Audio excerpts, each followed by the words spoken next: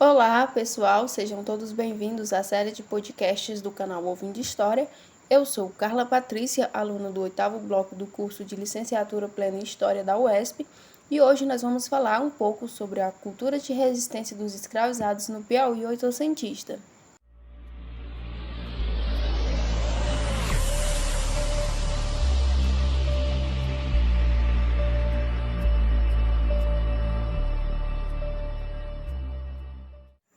Pessoal, é importante que vocês saibam que no território piauiense também fez-se uso da mão de obra escravizada.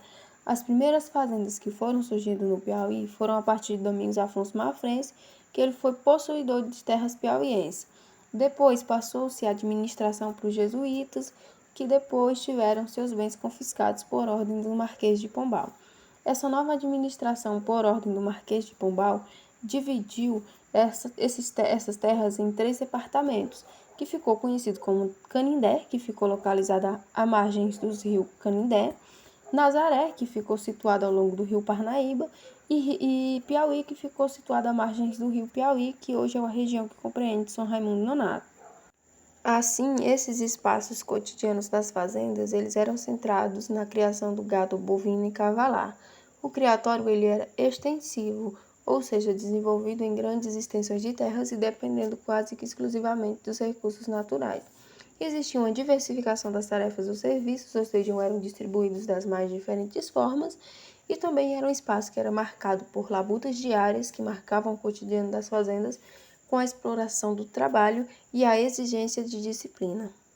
Nesse processo de divisão das tarefas, as que necessitavam de menos força física e destreza provavelmente eram destinadas às mulheres. Mas essas mulheres elas também estavam inseridas na pecuária, ou seja, manejavam machados, facões e enxadas para garantir bons pastos para a criação do gado. Ao lado dos homens abriam caminhos entre matas e caatingas para que o gado se deslocasse pelos campos e chegasse às reservas naturais de água e fosse conduzido com segurança às fazendas e currais.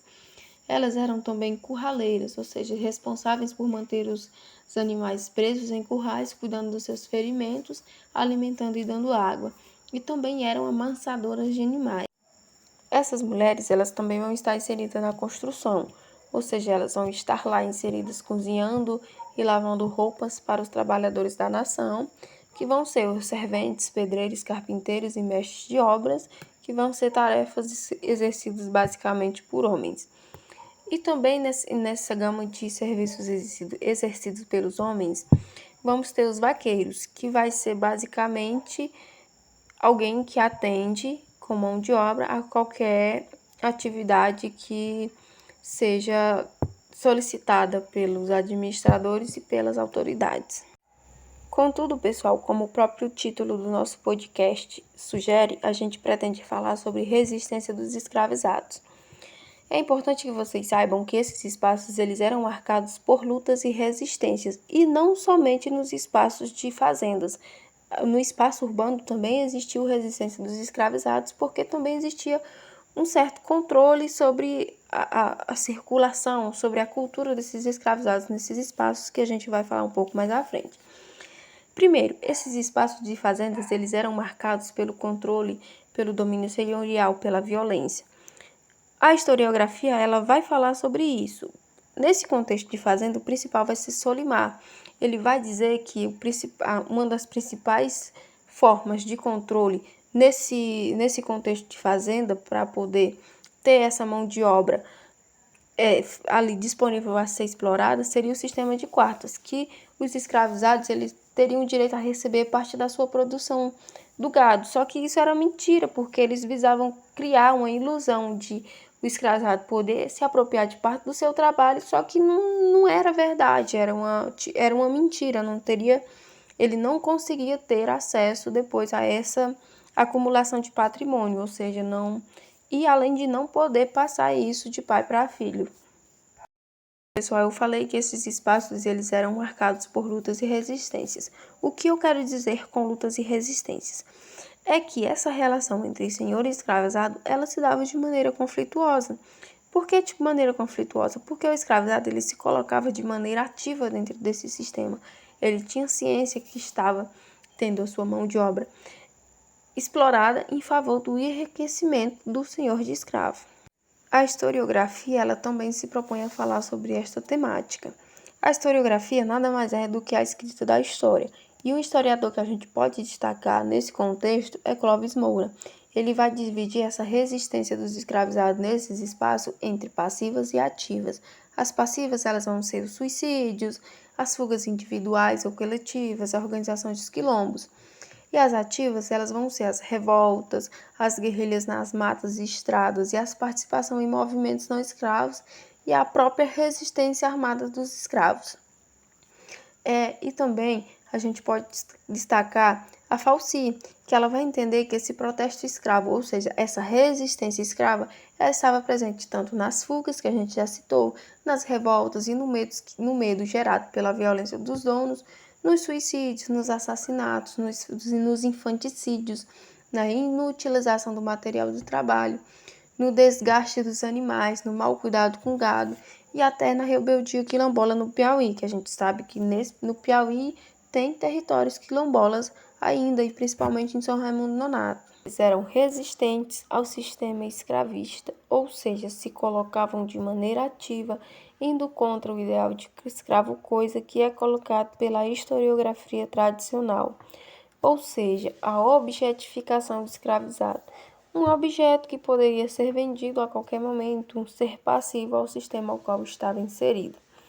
O espaço urbano também foi marcado pela figura do escravizado, uma vez que este estava inserido nesses espaços exercendo diferentes atividades. Nesses espaços foram criadas as posturas municipais, ou seja, as leis que regulamentavam o funcionamento da sociedade, como limpeza das ruas, obras públicas, saneamentos e etc. Essas posturas elas também visavam colocar o escravizado à margem da sociedade, uma vez que este estava sendo pensado um ideal de modernidade e civilidade com base em costumes europeus. A sociedade deveria absorver esses costumes e assim ganhar status de moderna e civilizada. Ou seja, estava sendo pensado que a sociedade deveria se modernizar e que o principal deveria ser absorvido dos costumes europeus, e a partir disso ela ganharia um status de civilizada. A partir disso, então, os escravizados eles tiveram a sua circulação limitada pelas ruas e a partir das posturas municipais, uma vez que só era permitida a circulação até as 10 horas da noite ou com bilhete do seu senhor, e as próprias manifestações da cultura negra em si, como o batuque, a capoeira, as danças, elas foram limitadas e as mesmas elas só poderiam acontecer a partir de licenças. Ou seja, a própria cultura ela teve essa limitação porque por causa desse ideal de modernidade que a gente já colocou.